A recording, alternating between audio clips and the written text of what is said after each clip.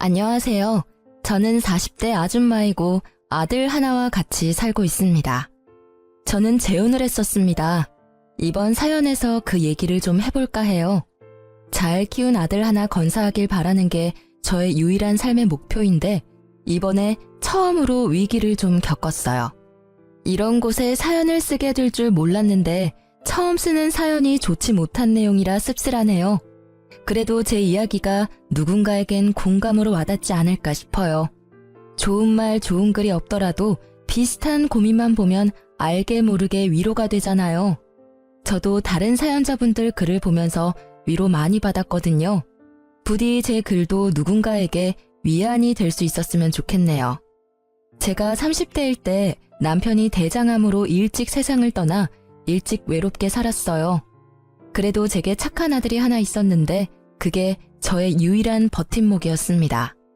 아들은 초등학생일 때부터 제가 혼자 키웠어요. 우리 아들만으로도 제 마음 안이 가득 차는 기분이었지만 그래도 한편으로는 우리 가족이 이렇게 단출해질 줄 알았으면 차라리 애를 2명 낳을 걸 그랬나 싶은 생각도 들더라고요. 저를 위해서라기보단 아들을 위해서 말이죠. 아들에게 저마저 없었다면 어쩔 뻔했나 그런 생각도 많이 들었어요. 제가 죽으면 이 세상에서 혼자가 될 아들에게 미안해서 마음이 아팠던 적 있었거든요. 형제가 있는 게 외동보다 덜 외로울 거잖아요. 하지만 제가 그 사실을 깨달을 수 있었던 건 남편이 세상을 떴기 때문이라서 대비를 하기엔 너무 아무것도 몰랐습니다. 고로 제가 다시 시간을 돌린다고 해도 저는 아들 하나만 낳고 돈 버는 데에 시간을 치중했을 것 같네요. 아무튼 그래서 저는 더 악착같이 살았습니다. 아들이 외롭지 않게 또 부족하지 않게 키우려고 많이 신경 썼어요. 아빠가 되어줄 순 없지만 아빠의 몫까지 해주려고 최대한 노력하며 살았습니다. 그 덕분인지 우리 아들은 정말 평범하고 착실하게 지내주었어요. 저는 아들이 미래에 대단한 사람이 되길 원하지도 않았고 대단하게 많은 돈을 버는 것도 딱히 원하지 않았어요. 그저 무탈하게 잘 커주고 건강하게 지내는 것만으로 성공하는 거라고 생각했죠. 그렇게 살다가 아들이 결혼까지 하고 저만의 가정을 잘 꾸리기만 한다면 그게 저의 최종 목표나 다름없었죠. 그래서 저는 더 미친 듯이 돈을 벌었어요. 돈벌이가 되는 일이면 체면 상관없이 뛰어들어서 적금을 넣었죠. 제가 가진 게 없으니까 우리 아들이 기 안 죽으려면 그 방법밖엔 없더라고요. 아들이 먼 훗날 결혼할 때 기 죽어서 장가 가면 안 되잖아요. 그거 하나만 바라보고 사니까 돈 버는 게 딱히 힘든 줄도 모르고 살 수 있었어요. 저한테는 돈 일절 안 쓰고 차곡차곡 모으는 게 일도 아니었죠. 가난한 제 형편에 그나마 다행이었던 건 아들이 큰 병을 앓은 적이 없다는 건데요. 아무래도 죽은 남편과 제가 아들을 지키려는 집념이 강했기에 하늘이 그 기도를 들어주신 게 아닌가 싶네요. 그런데 제게 뜻밖의 인연이 찾아왔는데요. 그때가 아들을 초등학교 고학년까지 키운 시기였습니다. 제가 당시 어느 동네 빵집에서 일을 했는데 거기 사장님이 저와 비슷한 또래였어요. 사장님이 제게 먼저 관심을 표현해줘서 저도 모르게 마음이 열렸고 그렇게 재혼을 하게 된 거예요. 남편도 재혼인 입장이었던지라 저희는 별다른 예식을 치르지 않았습니다. 그냥 혼인신고만 했죠. 처음엔 남편의 고백이 부담스러웠습니다. 남편도 재혼 입장이었다고 하지만 남편에겐 자식이 없었거든요. 그리고 남편은 번듯하게 운영하는 빵집이 있었으나 저는 무기계약으로 일하는 아르바이트생이라서 누가 봐도 남편이 손해보는 재혼이었습니다. 그런데도 제가 남편의 청혼에 응할 수밖에 없었던 이유는 남편이 저를 많이 사랑해줬던 것도 물론이지만 남편이 우리 아들을 자기 아들처럼 잘해줬기 때문이었어요. 제가 솔직히 친정도 없고 혼자 험한 세상과 부딪혀야 해서 많이 힘들었는데요. 그 순간마다 남편이 큰 도움이 되었습니다. 우리 아들도 아빠가 생겼다고 좋아하더라고요. 새 남편을 금세 아빠로 인정하며 잘 따르는 걸 보고서 재혼을 결심했던 거였죠. 근데 남편이 저의 모든 사정을 이해해줬다고 해서 시모까지 저의 존재를 그대로 받아들일 거란 확신이 없잖아요. 보통은 저처럼 사정이 열악한 며느리를 좋아하는 시모는 없을 겁니다. 그걸 알아서 시모와의 갈등을 단단히 마음먹고 인사를 드리러 갔었는데요. 처음 인사 갔을 때 솔직히 긴장 많이 했는데 의외로 시모 인상이 굉장히 선한 겁니다. 그래도 겉모습을 보고 사람을 판단하는 건 좀 많이 이르니까 끝까지 긴장을 풀지 않고 시모에게 최대한 예의를 갖추려고 했어요. 그런 저의 마음을 눈치챈 건지 시모가 의외로 정말 고마운 말을 해주더라고요. 나는 우리 아들이 2번 다시 장가 못 가고 혼자 쓸쓸히 살다 갈 줄 알았어. 나 죽기 전에 아들 잘 사는 거 못 보고 가나 했는데 정말 고마워. 그런 말씀 마세요. 저야말로 이이가 저랑 아들을 흔쾌히 받아줘서 고마운걸요. 앞으로 어머님께 누가 되지 않도록 잘할게요. 정말 감사합니다. 누가 되긴 무슨. 이렇게 우리 아들 걷어준 것만으로도 내가 근심 걱정이 싹 사라지는데. 그나저나 어머님 소리 듣기 참 좋다. 우리 앞으로 잘 지내보자. 우리 아들이 겉모습만 멀쩡하지 속은 순맹탕이라서 허점이 많아. 그래도 2번 이혼하는 일은 없어야 하지 않겠어? 나한테 하소연하고 이해 좀 해줘. 제가 이 일을 미워할 리가 있나요? 맹탕이라는 건 사실 착하다는 뜻이기도 하잖아요. 저야말로 허점투성이라 이이가 힘들지는 않을지 모르겠어요. 같이 노력하면서 살아야겠죠. 실제 시모는 순진한 분위기를 많이 풍겼습니다. 말을 할 때도 목소리를 잘 못 높였고 모든 게 조심스러웠으며 저를 안쓰럽게 봐주었죠. 저는 그런 시모와 하루빨리 어색함을 풀기 위해서 우리 아들과 남편보다 시모의 편의를 더 봐주기도 했습니다. 그런데 하나 마음에 걸리는 게 있었다면 바로 결혼 자금이었어요.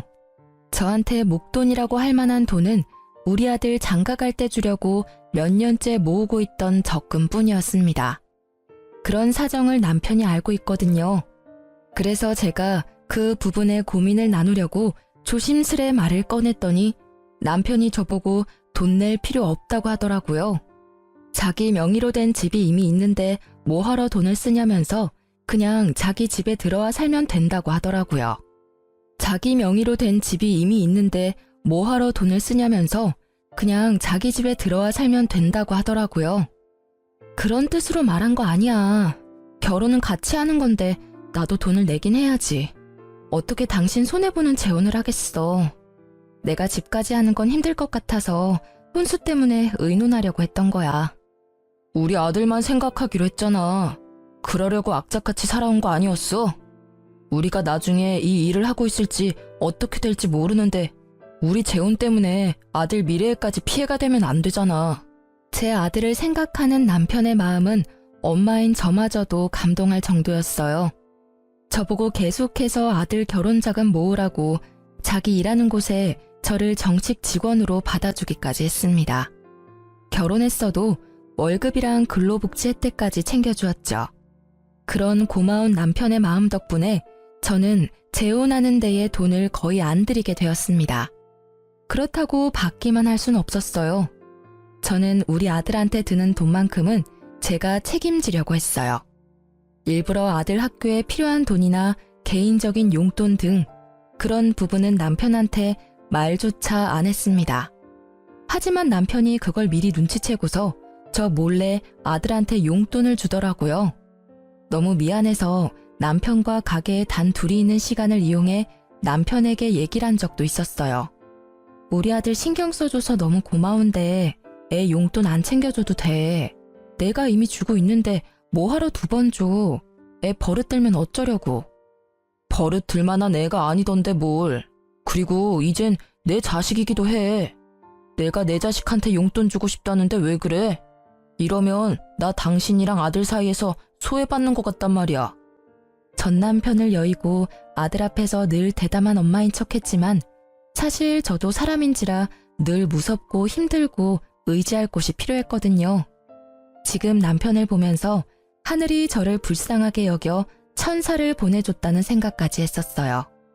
재혼인데도 이런 남편을 얻었다는 것이 제게는 굉장한 축복이었습니다. 남편만이 제게 잘한 것도 아니었어요.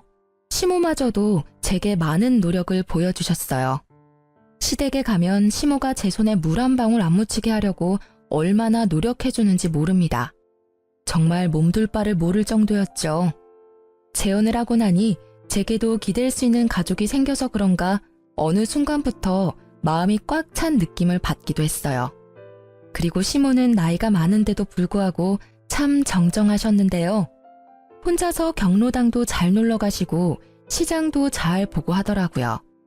그런 시모가 멋있어 보이기도 했습니다. 아무튼 저는 우리한테 잘해주는 시모가 고마워서 시댁에 자주 찾아갔어요. 시모도 손주 생긴 걸 너무 좋아해줘서 제 아들을 자주 보고 싶다고 하더라고요. 그래서 친해질 겸 우리 아들이 학교를 마치면 저랑 남편이 퇴근할 때까지 시모와 같이 있게 했습니다. 그렇게 재혼 생활을 보낸 지 1년 정도 지났을 때였는데요.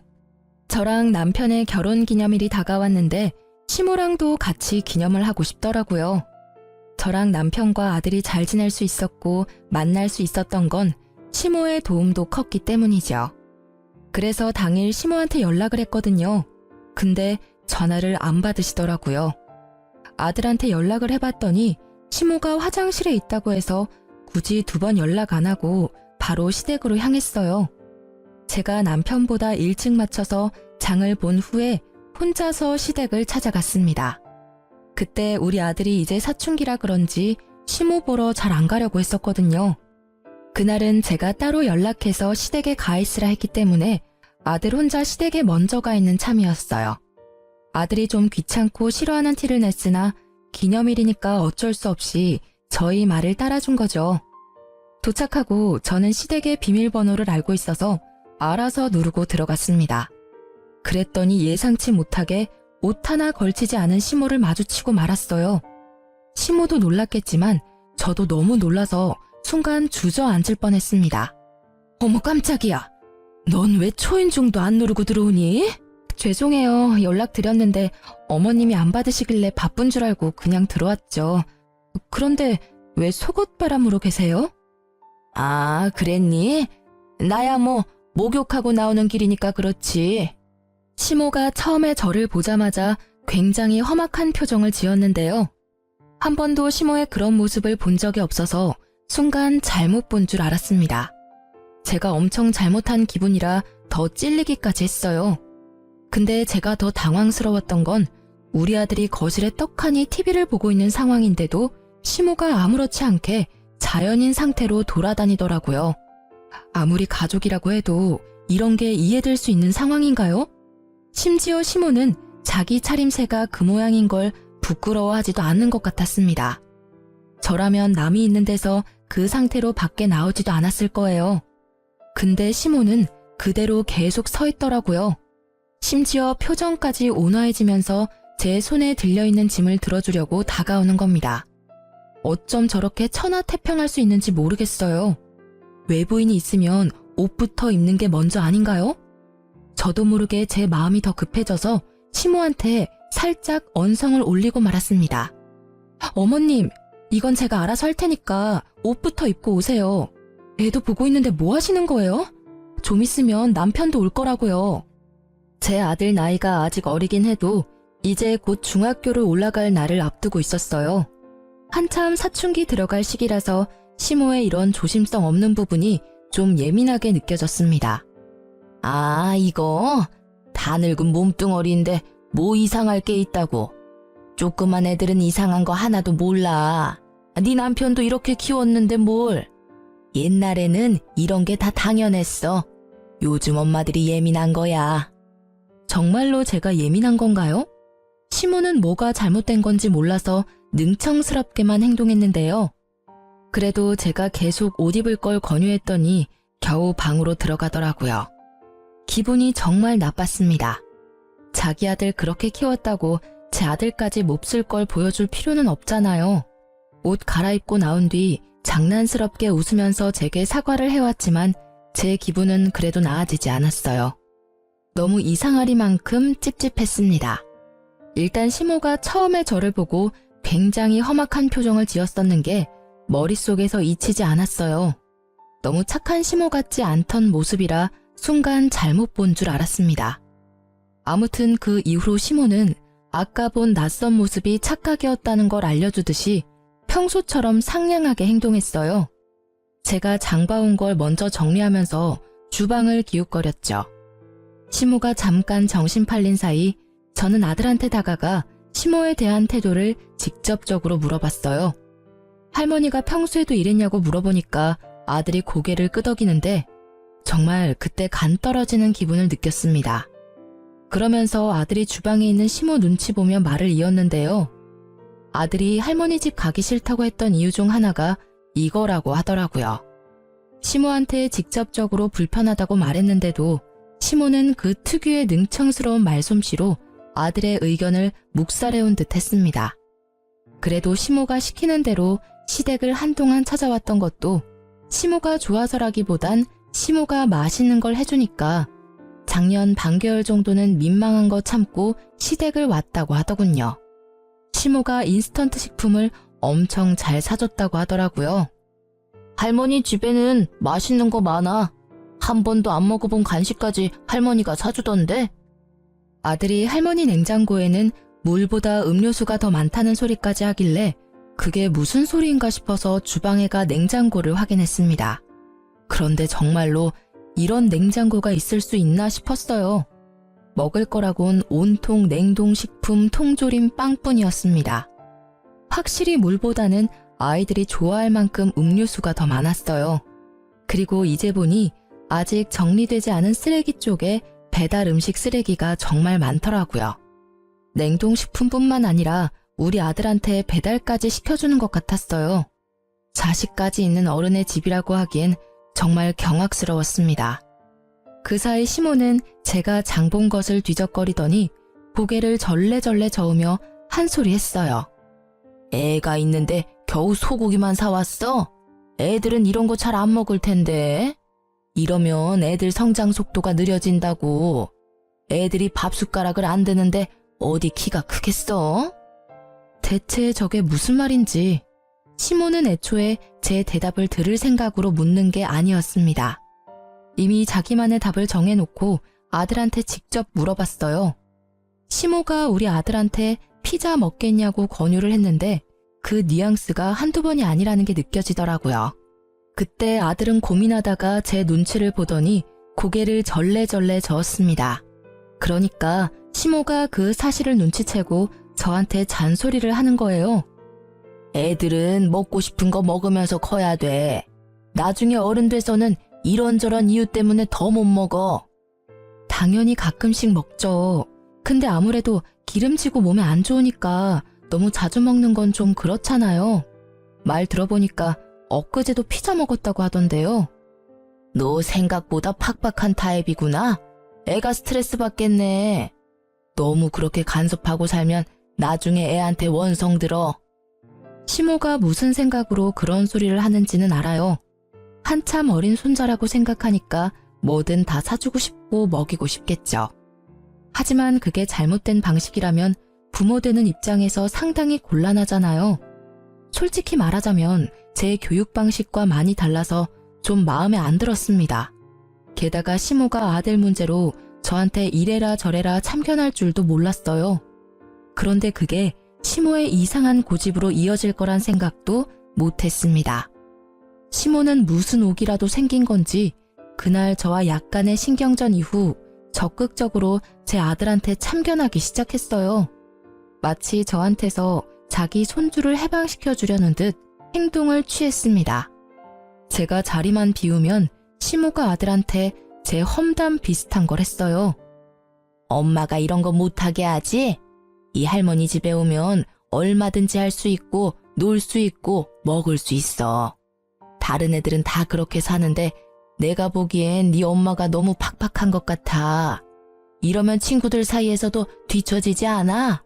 저희 아들이 말을 많이 하는 걸 안 좋아하는데 시모가 계속 아들한테 말을 시키면서 아이한테 나쁜 영향을 끼치더라고요.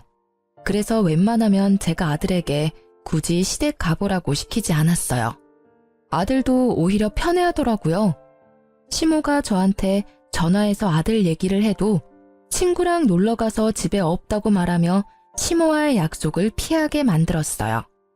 그렇게 지내는 게 불편했지만 그래도 아들이 시모랑 같이 있는 것보단 나았습니다. 그러던 어느 날이었어요. 아들이랑 단둘이 있는 시간에 남편이 택배를 한가득 챙겨오는 겁니다. 엄마가 괜히 외식하는데 돈 쓰지 말고 집에서 해 먹으라네. 아들이 좋아하는 걸로만 골랐대. 엄마도 참 손자 사랑이 넘쳐. 남편이 들고 온 건 전부 다 냉동식품이었습니다. 그걸 보니까 한숨이 나오더라고요. 심지어 남편은 한참 크고 있는 아들의 영양 섭취는 생각도 안 하는 건지 삼시세끼 냉동식품 먹으면 식사 준비도 안 힘들고 좋겠다고 하는 거예요. 저는 시모가 자리에 없는 김에 그제야 남편한테 시모에 대한 불만을 얘기했어요. 해야 할 것 같았습니다. 아무래도 애랑 어머님이랑 거리를 좀 둬야 할 것 같아. 어머님이 생각보다 애 앞에서 너무 조심성이 없더라. 애랑 같이 있는데도 옷을 입지를 않으셨대. 무슨 자연인처럼. 그리고 작년까지만 해도 어머님이 우리 애 매일 봐줬잖아. 그때 매끼를 인스턴트만 먹였대. 그게 왜? 엄마는 그냥 손주가 이뻐서 표현하는 건데. 원래 할머니들이 그런 거야. 다른 집은 매질하는 할머니도 있다는데 맛있는 거 사주는 할머니면 완전 100점짜리 아니야? 그 마음은 알지. 근데 방식이 잘못됐잖아. 우리 아들 이제 사춘기라서 어머님처럼 조심성 없는 태도로 대하면 점점 예민해질 거라고. 걱정하지 마. 아무 문제 없어. 나도 그렇게 자랐는데 당신 나랑 결혼할 때만 해도 전혀 몰랐잖아. 예민한 건 당신이 더 예민한 것 같은데 요즘 왜 그래? 그래도 남편은 이해를 해줄 거라 믿었는데 제 말을 전혀 못 알아듣는 듯 했습니다. 남편은 말이 안 통하고 시모는 계속 애한테 안 좋은 영향만 주니 결국 저 혼자서 조치를 취해야 했어요. 할 수 없이 저는 아들이 시댁에 절대 가지 못하도록 학원 보내는 걸로 방법을 취했습니다. 정말 다행히도 아들 학원 덕분에 시모랑 아들 만나는 횟수가 대폭 줄어들었어요. 그러자 시모가 불만이 쌓였는지 다른 수를 쓰기 시작했는데요. 이젠 직접 우리 집을 찾아오기 시작한 겁니다. 집에 너무 자주 찾아오는 것 같더니 손주 얼굴 한번 보고 간다는 핑계로 집에 눌어붙어 있는 시간이 늘어갔어요. 그렇게 오래 죽치고 앉아있다 보면 당연히 귀가 시간이 늦어지잖아요. 그럼 자고 가기도 하셨는데 이젠 그 횟수가 많아지더라고요. 그러면서 어느 날엔 제가 불평이라도 할까봐 미리 선수치기도 했습니다. 우리 아들 집인데 내가 좀 들락거린다고 신경 쓰이는 건 아니지? 내가 원래 우리 아들 집에 자주 왔다 갔다 했었거든. 너네 신혼 1년 즐기라고 그동안 참아줬으니까 이제는 같은 가족끼리 안 그래도 되잖아. 물론 저랑 남편이 결혼 자금 아낀다고 결혼식을 안 했고 제가 모은 돈을 아들 위해 쓰라고 혼수조차 안 하긴 했습니다. 제가 남편과 부부이지만 어떻게 보면 남편 집에 얹혀 사는 게 맞아요. 하지만 그렇다고 이미 가정이 생긴 집안에 멋대로 들락날락 하는 게 말인가요? 재혼하고부터는 엄연히 저랑 남편의 집이잖아요. 대체 왜 시모가 1년 정도는 봐줬다고 생색을 내는 걸까요? 시모는 집도 따로 있으면서 자기 아들 집까지 자기 집이라 생각하는 것 같았습니다. 시모가 한마디 두마디 할 때마다 얼마나 뻔뻔하게 들렸는지 몰라요. 자기가 뭘 실수하고 있는지도 전혀 모르는 얼굴이었는데 그게 은근히 사람 속을 터지게 했습니다. 여기서 제가 불평하면 저만 이상한 사람이 되는 거였어요. 시모가 상황을 그렇게 만들어 갔으니까요. 무엇보다 시모가 제 아들 일에 참견하는 걸 넘어서 남편에게도 만만치 않게 신경 쓰기 시작했는데요. 점점 시모 위주로 돌아가기 시작하는 집안 분위기를 보면서 우리 가족이 잘못될까봐 그게 제일 무서웠습니다. 일단 남편한테는 자기 아들이니까 이래라 저래라 제 입맛에 맞도록 지시를 많이 했고요. 우리 아들한테는 자기 손주니까 나이 많은 자기가 멋대로 키우려고 이렇게 저렇게 시켰죠. 그걸 남편이 신경 안 쓰고 내버려 둔다는 것도 제 스트레스를 키우는데 한몫했습니다. 솔직히 이건 좀 아니잖아요. 그래서 저는 참다 남편을 따로 불러서 시모가 우리 집에 자주 오는 걸 불편하다고 얘기했습니다. 그러니까 남편이 뭔가 곤란하다는 듯 착잡한 표정으로 되받아쳤는데요. 엄마가 혼자 지내기 외롭다고 합가하지. 내가 그러자고 했어. 얼마 전에 부동산한테 얘기해서 엄마 집 정리 중이야. 뭐? 그걸 왜 나한테 한마디 말도 없이 마음대로 진행해? 당신도 엄마랑 지내는 거 좋아했잖아. 엄마한테 자주 찾아가길래 그럴 바엔 같이 사는 게 낫겠다고 생각했지. 그건 옛날 일이지. 지금은 어머님이 우리 애한테 이상한 영향 끼쳐서 불편하단 말이야. 어머님이랑 우리 애 안 마주치게 하려고 내가 일부러 학원까지 보냈는데 말이 이상하다. 우리 엄마가 무슨 짓을 했다고 그렇게까지 소외시켜. 그리고 여기 내 집이야. 당신도 우리 집에 얹혀 살고 있는 입장인 거 몰라? 내가 내 집 마음대로 사용하겠다는데 왜 불만을 가져? 이게 무슨 청청병력 같은 소리일까요? 시모가 합가 제안을 한 것만으로 충격인데 저에게 선택권도 없이 남편 마음대로 시모와의 합가를 준비하고 있었다는 것은 그야말로 배신이나 다름없다고 느꼈습니다.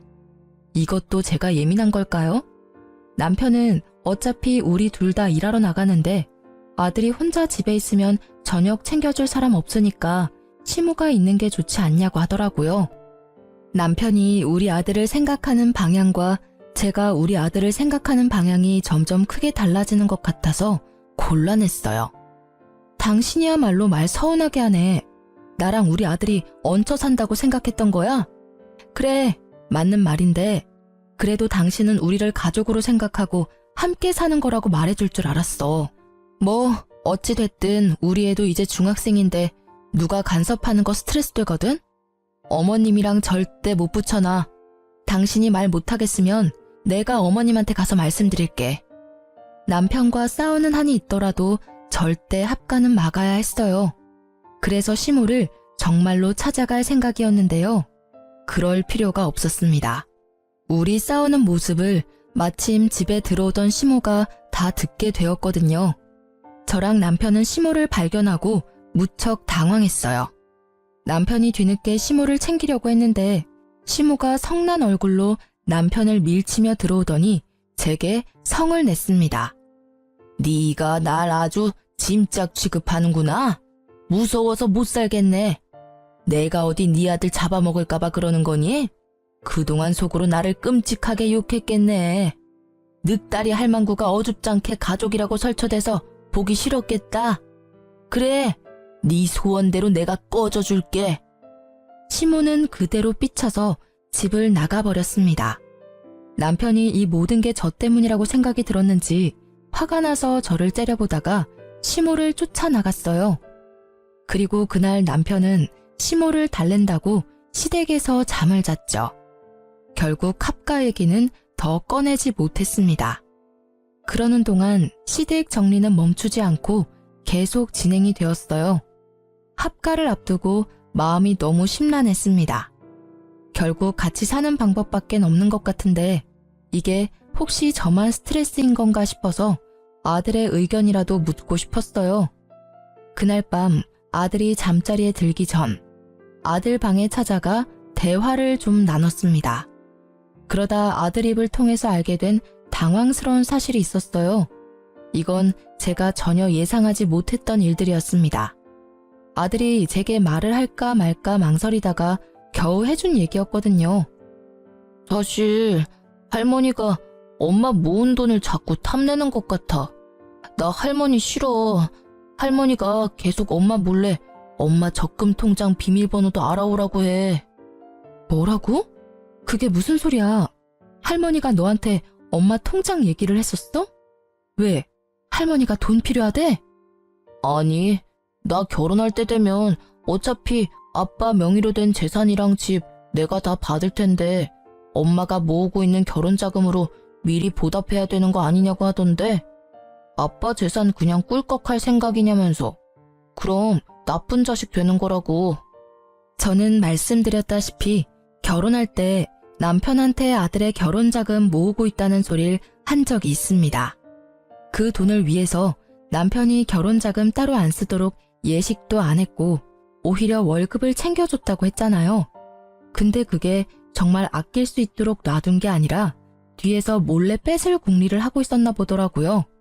저 몰래 아무것도 모르는 아이한테 시모가 그런 말을 했다는 것이 너무 충격이었어요. 더 놀라웠던 건 아들이 시모가 그 말을 할 때 아빠가 옆에 있었다는 말도 하는 겁니다. 아빠가 엄마한테 말하지 말래. 안 그럼 엄마 쫓아낸다고 했어. 나중에 아빠가 때 되면 직접 말한다길래 계속 비밀로 하고 있었지. 이제 중학생이 될 나이긴 했지만 그래도 한참 어린 초등학생인데 어떻게 애한테 이런 협박을 할 수가 있답니까? 그것도 가족이란 사람들이 말이죠. 남편이 저를 생각해서 배려해줬던 모든 것들이 다 제 돈을 떼어가려는 속셈이었다는 사실이 너무 어이가 없었어요. 아들의 말을 믿지 않기엔 우리 아들이 거짓말하는 얼굴은 아니었습니다. 오히려 그동안 남편과 시모 때문에 스트레스를 많이 받았는지 울려고도 했어요.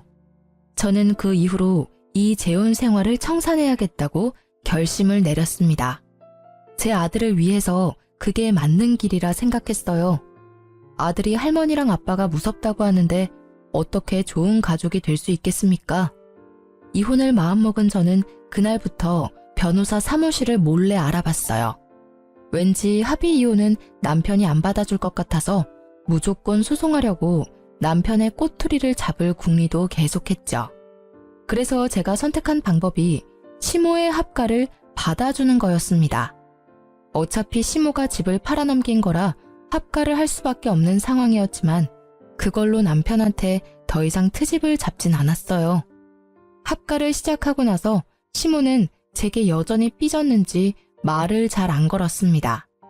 그럼에도 우리 아들과는 잘만 지냈는데요. 그마저도 제가 모든 걸 다 알고 가까이 지켜보니까 시모랑 남편이 추상쩍게 행동하는 게 다 보이더라고요. 우리 아들 자꾸 몰래 불러내거나 대화하려고 하는 것들까지도 들었습니다. 시모가 알아서 수상하게 움직여주니까 저로서는 좋았어요. 긴 시간을 안 들여도 되었거든요. 저는 최대한 시모랑 남편의 모든 걸 뒤졌습니다. 시모가 없는 사이 시모의 휴대폰까지 뒤졌어요. 우리 아들한테 전화한 내역이 많더라고요. 통화 내역 말고 문자는 철저하게 지운 듯 했습니다. 뭔가 캥기는 게 있었겠죠. 시모랑 아들이 통화를 많이 한 것 보면 아들 폰에도 시모의 기록이 남아있을 것 같더라고요. 그래서 저는 아들 휴대폰에 들어있는 통화 녹음 내용을 확인했어요. 하나씩 들어보니까 제 통장 비밀번호에 관한 대화가 아주 많더라고요. 게다가 남편까지 아들한테 할머니가 시키는 거 했냐고 일일이 확인하고 있었습니다. 그 두 사람은 아들이 제게 말해준 사실보다 훨씬 집요하게 집착하고 있었어요. 저는 어른인데도 그 두 사람 목소리가 무섭게 다가왔는데 우리 아들은 혼자서 얼마나 괴로웠을까. 그걸 생각하니 가슴이 미어지더라고요. 무조건 반성하게 만들어주고 싶었어요. 그래서 저는 그 파일 저한테 다 옮겼습니다. 이참에 남편 휴대폰까지 몰래 뒤져보게 되었는데요. 역시나 아들과 연락한 내용들이 있었어요. 하지만 저는 거기서 아들에 관한 정보 이상으로 뜻밖의 사실을 발견하게 되었습니다. 남편이 불륜을 저지르고 있단 걸 알았어요. 채팅방에 불륜의 증거가 가득하더라고요. 자기보다 20살이나 어린 여자들에게 마치 솔로인 척 30대인 척 하면서 사기치고 연락을 주고받는 내용을 확인했습니다. 심지어 모르는 남의 사진까지 사칭해서 자기 얼굴인 척 사진을 주고받았더군요. 차마 눈 뜨고 보지 못할 사진들을 훑어보면서 화가 치밀어 올랐어요. 고작 이 정도밖에 안 되는 남자한테 푹 빠진 제가 한심하게 느껴졌습니다. 일단 저는 그걸 다 사진으로 찍었어요. 남편이 발뺌 못하도록 채팅방 내용까지 찍었죠. 정말 많은 정황들 때문에 다행히 소송이 가능해졌어요. 그제야 저는 아들과 따로 살 작은 원룸까지 찾기 시작했고 이삿짐을 하나하나 정리하기 시작했습니다. 그리 큰 짐은 안 챙겼고요. 중요한 물건이랑 아들 것만 따로 챙겼어요. 아들한테만 우리의 사정을 설명해 준 뒤에 남편이랑 시모 몰래 야반 도주를 하게 되었습니다. 식탁에 이혼 소송장과 메모지만 놓고 나왔어요. 그 사람들이랑 얼굴 보고 인사하고 싶지 않았거든요. 혹시 제가 실수하는 것일까봐 아들한테 한 번 더 물어봤습니다. 다시 이혼을 해도 되겠냐고 미안하다고 하면서 물었더니 아들이 오랜만에 제게 진심 어린 미소를 보여주더라고요. 그냥 괜찮다는 말만 하는데도 아들 표정은 그 이상으로 밝았어요. 아들에게 정말 미안했지만 그래도 아들이 좋아해주니 안심은 되더군요. 전보다 못한 집이었어도 아들이랑 둘만 있으니까 마음이 그렇게 편할 수가 없었어요. 진작에 이렇게 둘이서 살았어야 하는 건데 저의 괜한 욕심 때문에 아들까지 몹쓸 경험을 하게 만든 것 같아서 후회가 되었네요. 아무튼 그 다음날 난리가 날 걸 당연히 예상했습니다. 아침부터 시모랑 남편한테 불나게 전화가 오더라고요. 아들 학교를 알고 있는 그들로부터 완전 숨을 순 없었기 때문에 전화는 받았어요. 당신 정신 나간 거야? 설마 집 나갔어? 한마디 말도 없이 이게 무슨 무례야. 이혼이라니 뭔 개소리냐고. 결혼이 애들 장난도 아니고 뭐 때문에 이러는지 말을 해야지. 무례가 뭔지 모르는 거야? 너랑 네 엄마가 우리 아들한테 무슨 협박을 했는지 내가 다 알고 있는데 발뺌하겠다고? 너만큼은 안 그럴 줄 알았는데 네가 제일 쓰레기야. 무슨 말도 안 되는 소리를 하고 있어. 네가 괜히 우리 엄마랑 합가하기 싫어서 조작한 거 아니야? 우리가 뭐하러 네 돈을 탐내? 사업장까지 갖고 있는 내가 뭐가 아쉬워서? 그래, 조작인지 아닌지 궁금하면 법정 참석해서 직접 듣고 확인해 보던가. 참, 총각인 척하는 것도 잘 봤어. 아마 네 애인한테도 소장이 갔을 거야. 기본적으로 소장이 갔다는 건 네가 잘못한 게 증명되었다는 소리겠지? 그 소리를 하자 순간적으로 남편이 아무 대답도 못했습니다. 무슨 표정을 하고 있을지 예측이 되어 벌써부터 고소하더군요. 그리고 남편이 당황하니까 제가 더 용기가 생기더라고요. 저를 만만하게 본 남편이 좀 더 시겁했으면 해서 그 순간을 놓치지 않고 말을 이었습니다. 나중에라도 우리 앞에 알짱거리면 네 유일한 밥줄까지 끊어버릴 거야. 소문이란 게 참 무섭잖아? 게다가 거기 동네는 어르신들 많아서 매출 끊기는 걸로 끝나지 않을걸? 돌이나 안 맞으면 다행이지. 저는 마지막까지 우리 아들 건들지 말고 나타나지 말라고 경고하고 끊었습니다. 그랬더니 남편이 겁을 먹었는지 더 이상 전화가 안 왔어요. 그런데 시모가 보통 성격이 아니더라고요. 상황 파악이 안 되는 건지 자기 아들 밥줄 끊기게 하고 싶어서 발악을 하는 겁니다. 시모가 저한테 직접 연락한 게 아니라 우리 아들 학교로 찾아간 거예요. 아들이 연락 와서 할머니가 붙잡고 안놔준다고 하는데 그 소리 듣자마자 심장이 철렁 내려앉았어요. 혹시 우리 아들을 납치라도 해갈까봐 저는 일자리를 구하다 말고 바로 아들 학교로 뛰어갔습니다. 시모가 우리 아들을 붙잡고 잡아 끄는 걸 발견했어요. 그곳으로 바로 쫓아가서 당장 시모를 밀쳤습니다. 그러자 시모가 저를 보고는 마침 잘 됐다면서 바로 저한테 달려들더라고요. 제 머리채를 잡고는 주변 사람들 다 끌어모을 작정으로 소리를 질렀습니다. 감히 우리 아들을 2번이나 이혼남으로 만들어? 네가 내 아들 불륜이라고 협박했다면서? 그걸 알고 가만히 있을 엄마가 어디 있겠니? 나도 네 아들 왕따 당하게 학교에 소문 다 낼 거야. 얘가 바람나서 도망간 년의 아들이라고. 도가 넘는 발언을 하는 시모에 저는 더 이상 듣고만 있을 수 없어서 사람들이 보든 말든 시모의 머리채를 같이 잡았습니다. 시모가 엄살이 심해서 바로 저한테서 손을 떼더라고요. 그 틈을 놓치지 않고 저는 바로 시모의 귀싸대기까지 갈겨줬어요. 내가 그쪽 아들한테 분명 우리 앞에 나타나지 말라고 경고했을 텐데 전달 못 받았나 봐요. 그렇다면 다시 똑똑히 말해줘야겠다. 이제부터 그쪽은 아들 앞길 막는 엄마가 되는 거예요. 엄마 때문에 아들 인생 제대로 쪽나면 아들이 어떻게 나올까 궁금하네요. 이 싹 수 없는 것이 감히 어른한테 손찌검을 해? 돈도 없는 거지 주제에 네가 해봤자 뭘 할 수 있다고 난리야? 나라고 가만히 있을 것 같아? 너 사람 잘못 건드렸어. 네, 그럼 어디 해보세요. 어느 누가 더 망가질지 해보면 알겠네요. 저 지금부터 그쪽 아들 인생 제대로 박살내줄 건데 이건 다 그쪽 탓인 거예요? 그대로 아들을 데리고 집으로 돌아온 저는 그날 이후 남편 동네에 직접 찾아가서 빵집 사장이 불륜을 저질러서 이혼 소송 당했다는 사실을 마구마구 퍼뜨렸습니다. 어르신들에게 손수 증거 사진까지 보여주면서 입소문 퍼뜨렸어요. 역시나 말하기 좋아하는 어르신들 덕분에 여기저기 입소문이 터졌습니다. 어르신들은 남편 빵집에 굳이 찾아가서 침을 뱉고 쌍욕하고 손가락질을 했어요. 남편 빵집에서 샀던 빵을 더럽다고 도로 돌려주는 어르신들도 있었습니다. 사실을 모르던 남편은 속수무책 당할 수밖에 없었어요. 빵집 이미지가 제대로 망가져서 남편 가게 매출은 뚝뚝 떨어졌고 남편이 그냥 거리만 지나가도 쓰레기를 쳐맞는 수준이 되었습니다. 남편은 이렇게 일을 만든 것이 저뿐이라고 생각했는지 저한테 전화가 왔더라고요. 이혼해 주겠다잖아. 이건 약속이랑 다르지.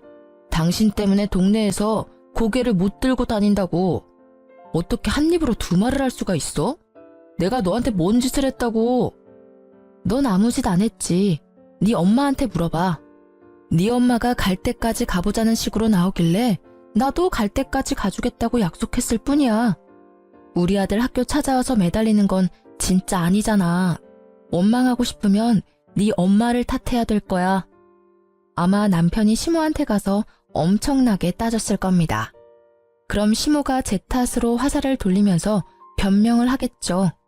결국엔 두 사이의 갈등이 산불처럼 불어나서 멀어질 거예요. 제가 진정으로 원하는 결말이네요. 아쉽게도 결말을 두 눈으로 확인하진 못했어요. 두 사람이 급하게 이사를 가는 바람에 그 뒤로는 어찌 사는지 모르거든요. 아마 둘 다 나이가 많아서 새 출발하기는 좀 많이 어려울 겁니다. 그들과 반대로 저는 재산 분할 소송까지 해서 남편 명의로 된 집값까지 조금 얻을 수 있었어요. 작은 원룸에 단기 계약으로 들어가 있었는데 그 기간이 끝나면 전세로 집 하나 구할 수 있을 것 같아요. 현재 아직 단기 계약 원룸에서 지내고 있습니다. 다음 달이면 계약 만기인데 아들 방 하나, 제 방 하나 있는 곳으로 미리 찾아놨어요. 지금 우리 아들이 중학교 입학을 앞두고 있거든요. 집을 그 주변으로 찾아놨는데 우리 계약이 만기될 때까지 자리가 있었으면 좋겠네요. 글을 쓰면서 재혼을 해버린 제 자신을 다시 한번 반성하게 되었습니다. 정말 좋은 시간이었어요. 누군가에게 위로의 말을 듣는 것보다 이렇게 글 쓰는 것만으로도 마음의 정리가 될 줄은 몰랐네요. 앞으로도 정리하고 싶은 일들이 생기면 종종 들려야겠어요. 여러분들도 사연에 한번 도전해보세요. 생각지도 못한 위안을 받게 될 겁니다. 답이 보일 수도 있는 거고요. 그럼 이제 글을 마무리해야겠네요. 들어주신 여러분들 좋은 밤 되시고 시간 내주셔서 고맙습니다.